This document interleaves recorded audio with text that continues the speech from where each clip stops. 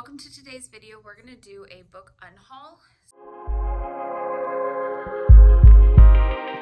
Some of these are books that I have either read, disliked, read, no I'm not going to read again, or for some reason I have duplicates of, which is unfortunate, but it happens. Catherine House by Elizabeth Thomas. I read this last year. I read it because of Books and Lala. However, I didn't enjoy it. It seemed kind of bland. I even vaguely remember it, but it wasn't intriguing me. I don't desire to reread it. It's just not a book that I know that I'm going to read again, and I'm just going to pass it on. When No One Was Watching by Alyssa Cole, I love the premise of this story. It's about a woman's neighborhood who's kind of getting gentrified, bringing in people to make the neighborhood better. However, what keeps happening is people just kind of disappear. It sounds great. There were some twists and turns that were in there, but overall, the characters didn't work for me. Female and male character that were kind of the main focus. Their chemistry didn't work for me. I don't know what it was, but for some reason, this story just didn't work for me, although I could see how it is a good book and people enjoy it. Black Girl, White Girl by Patricia Moyes. I read this last month, January, February? I don't remember. I'll link it in the cards, but this was about detectives. So one thing is, this is in the middle of a series. I did not realize it was part of a series, but it's part of the Henry Tibbet series, number 18. It's about a detective, Henry Tibbet, who gets asked to come back to this Caribbean island and help solve where drugs are getting smuggled in. There was not a lot of depth in this. It was very basic. It was very bland. It is short. That might have been part of it. There might have already been just so much character development in all the other ones, but this was just, there was just not much to it. I didn't have a good time, and I don't desire to go back and try and learn about the characters. I don't care to carry on with the series, and I'm not going to read it again. A Letter to Three Witches by Elizabeth Bass. I read this for a numbers challenge. I will also include this. This is about a set of siblings who get a letter from their cousin that one of them's significant other, she's going to take the significant other away. And just some of the stuff that they do, it's not funny, ha-ha, rom-com-y silly. It's just annoying. Characters are annoying. The situations they get themselves in is annoying. There was parts where they try to do it from different points of view, and one of those was from the main character's point of view. Her name was Gwen. And mind you, there is magic involved in this. Obviously, they're witches. But the woman Tanya, who's trying to steal a significant other, you get to see her viewpoint through her familiar, which I loved. However, it didn't work. There wasn't enough of it. It just, for some reason, I think adding that in would have been more, but it was very surface level, kind of frustrating, not good character building. Overall, I did not enjoy this book. The Wife Between Us by Greer Hendricks and Sarah Pickenen. I have read this. I very much enjoyed it. I've read this quite a few years ago. I have Anonymous Girl and You Are Not Alone, I believe are the one. But I had those two in hard copies, and then I had this in paperback, and then I saw the hard copy version at my used bookstore, and I bought it so that all of them are matching. This is one that I enjoy. I bought it because I wanted the set to match, but I would recommend this book. Black Chalk by Christopher Yates. This is another book that I heard Books and Lala really loving. It's a game book. It's very in-depth. I didn't connect with the book. I didn't enjoy the characters. I didn't enjoy the situations. It's just a book that doesn't work for me. I can't really pinpoint, like, this is what it needed to be better.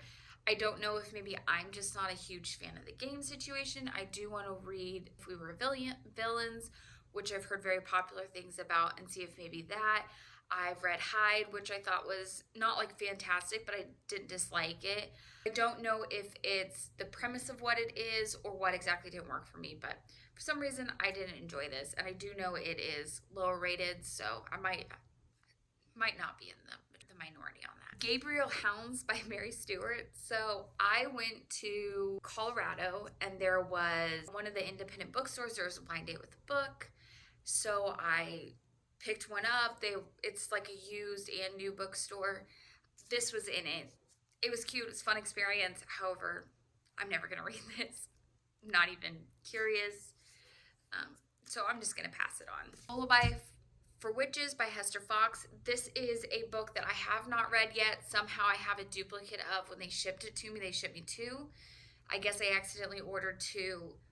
I still am very interested in this book. I plan to read it, but I'm getting rid of this because I do not need multiple copies of the same book, obviously. This is about a woman who kind of gets, many, many years ago, gets this great magical power, and then people start calling her a witch, and then years and years later, somebody kind of digs up and realizes there was this great power. She's kind of not in there, so she's investigating what happened to this woman and all this stuff, and then there's going to be, from the sounds of it, some kind of connection between the woman of the past and the current futures, the current woman, and it just seems intriguing. Again, witches. Sold. The Lady Whose Mouth I Set on Fire by Dr. McAnonymous. Sounds like it's going to be hilarious. There's some funny stories in it. But the very first part reads like a self-help. You just keep saying the same thing over and over. And then the stories, while they're funny, they're just so short that's like I wanted a little bit more background or a little more follow-up, or it wasn't working for me. And if I want to read about funny medical stories, I just want more. Or I don't know, I just wanted more from each story, and it didn't feel that like funny humor vibe that I was hoping for. The Lost Apothecary by Sarah Pinner. I'm going to attach my review because I absolutely love this cover. Absolutely despise the story. I'll do the next one that I absolutely despise after this, but the characters didn't make sense. Like their connection didn't work. This is about a woman whose husband or boyfriend, I don't remember which one, cheated on her. So she goes off to inspect, and she finds part of a bottle that she finds out goes to this apothecary hundreds of years ago. And hundreds of years ago, this apothecary would make poisons that were used against men in a vengeful, like, get retribution, get them back type of thing. It's supposed to be this connection between the current woman and the past. It seemed like this woman's over here doing this. And then here's a story, but there's not enough draw. And then the second thing is in the past, there's a young woman who's helping this apothecary, and she's doing ridiculous things that it's like, that are meant to be like, I am being so self-sacrificing for this woman. But when you're seeing their relationships and their connections, it doesn't work. So that didn't work for me, that like her actions would make sense for the relationship or chemistry or whatever you want to call it that they had. And then on top of this, I'm going to write spoiler just so you know. At the end, the current lady is going to write a thesis on this past, but she's going to leave out facts of the story because she wants to keep that to herself. This incredible story that she's like, this is so amazing. It's so monumental. This woman was so fantastic or whatever, had so much to say. And she's going to write this thesis that's going to build her career and her life and her everything. But she's leaving out facts. And to me, that was just like, no. Like, this book gets me. Can't do it. Hidden Valley Road by Robert Kolker. This is a nonfiction about a family who has, I believe it was a lot of psychosis, but had a lot of mental health issues. It was really prominent in their family.